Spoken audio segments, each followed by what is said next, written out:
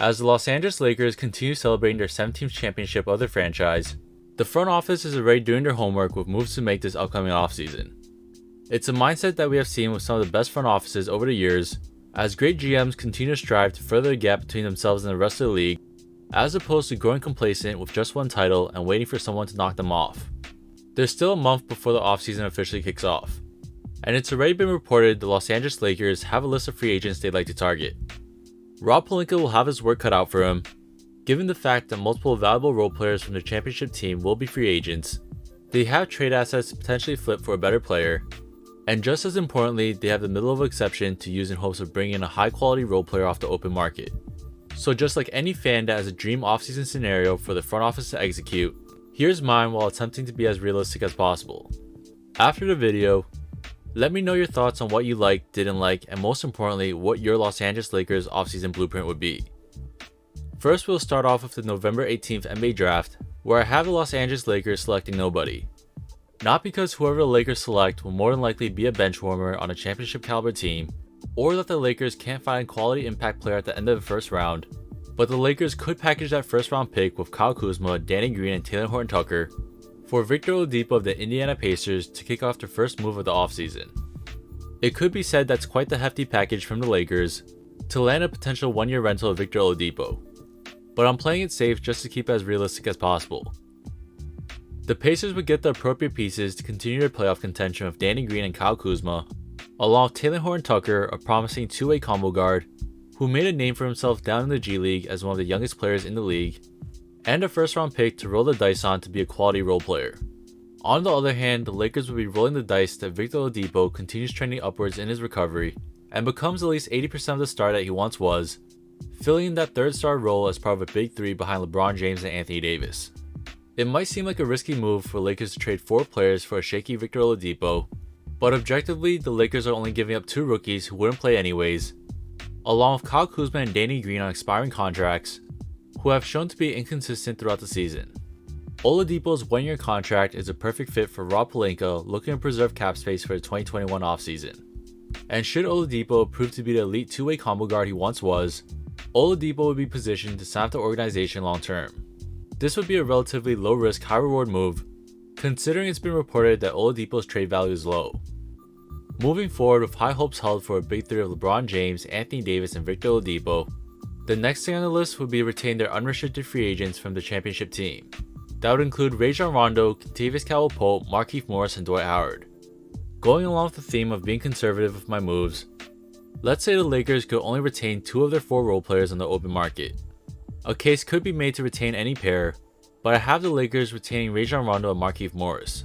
Although KCP was crucial to the Lakers' championship victory against Miami Heat, Frank Vogel would already have Victor Oladipo slot at the shooting guard position, and it's much easier to find a backup shooter in this free agency class than a championship caliber point guard with Rajon Rondo's impact. And the reason for not choosing Dwight Howard is the fact that there are several championship caliber centers available at the mid-low exception like Marc Gasol and Serge Ibaka if needed. As for Markieff Morris, not only must the Lakers keep him for the versatility he allowed Frank Vogel on both ends of the floor during the postseason, but for other unique reasons as well. Markieff immediately made it loud and clear that he was ready to run it back when the Lakers were celebrating in the locker room. If he really meant it and is willing to re-sign with the Lakers this offseason, an opportunity of a lifetime would present itself for the Los Angeles Lakers to pursue his more perimeter-oriented, combo forward twin brother Marcus Morris of the Los Angeles Clippers with the mid-level exception. For a couple $100,000 less than the original $10 million per year deal that Marcus Morris had signed with the Spurs last offseason, before flaking for an inflated contract with the Knicks, the Morris twins would be able to win a championship together while playing meaningful roles for the Lakers' back-to-back title run. Marcus, as a more agile brother who could score all 3 levels, create for himself and guard multiple positions on the floor, serves as a perfect 3-and-D forward for Rob Pelinka to go all in on with the mid-level exception. Marcus has seen firsthand the lack of chemistry in the Clippers locker room, while Markieff has been living his best life across the hall with the Lakers. So a strong case could be made that Marcus Morris will heavily consider the Lakers this upcoming offseason to join his brother Markieff at the right price. Still, the Lakers will need to address their center position, which is where I have the Lakers signing veteran center DeMarcus Cousins once again at the veterans minimum, the same deal he signed for last season. Cousins still has unfinished business with the Lakers, as he tries to resurrect his career playing alongside old teammate Anthony Davis once again. and with LeBron James on the big Lakers stage. He's managed to stay in shape as we have seen from his recently released workout videos, but it'd be risky to immediately slide him at the starting center position after not having played an NBA game in nearly 2 years. So as a result, to complete the Lakers center depth, I have the Lakers signing highly underrated backup center for the Oklahoma City Thunder, former lottery pick Nerlens Noel. This would be Noel's third consecutive season where he signs for a veteran's minimum, but he'd be primed for breaking that pattern to get the money he deserves after playing for the Lakers. I've spoken highly about how scary a defensive front core of Anthony Davis and Nerlens Noel could be, and it seems like Rob Pelinka is on the same page, having reportedly included him on the list of free agents. Noel could start the center position to start the 2020-2021 season, working in tandem with Anthony Davis to shut down opponents from penetrating the basket while guarding all 5 positions on the floor. Then, should DeMarcus Cousins prove to be a high-quality starting center in the league again, and it seems to be ready, the two centers could swap roles. So far, that marks the rotation of LeBron James, Victor Oladipo, Marcus Morris, Anthony Davis, and Nerlens Noel, with Rajon Rondo, Alex Caruso, Markieff Morris, and DeMarcus Cousins coming off the bench. Assuming that Avery Bradley and JaVale McGee opt into their player option, that still leaves a couple of roster spots to sign quality veterans looking to win a ring.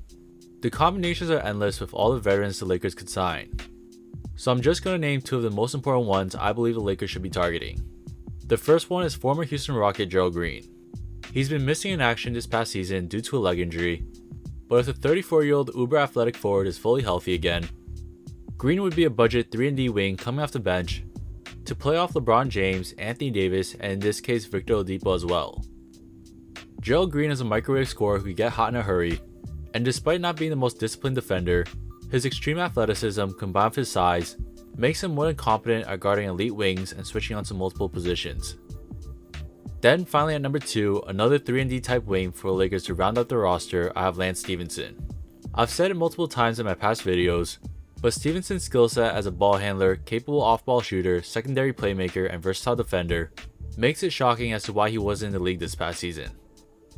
He improved his 3-point shooting with the Lakers this past season, shooting 37%, while maintaining his defensive tenacity to get under the opponent's skin. His unique skill set combined with history of success with Frank Vogel definitely qualifies Stephenson for heavy consideration this offseason. In the end, I have LeBron James, Victor Oladipo, Marcus Morris, Anthony Davis, and Nerlens Noel. Off the bench, I have Rajon Rondo, Avery Bradley, Alex Caruso, Gerald Green, Lance Stephenson, Markieff Morris, JaVale McGee, and DeMarcus Cousins. It's an extremely deep team with length, size, and versatility on both ends of the floor. So let me know down in the comments below, were any of these suggestions unrealistic, and most importantly, what is your ideal Lakers offseason blueprint? But that's it for the video, take it easy guys.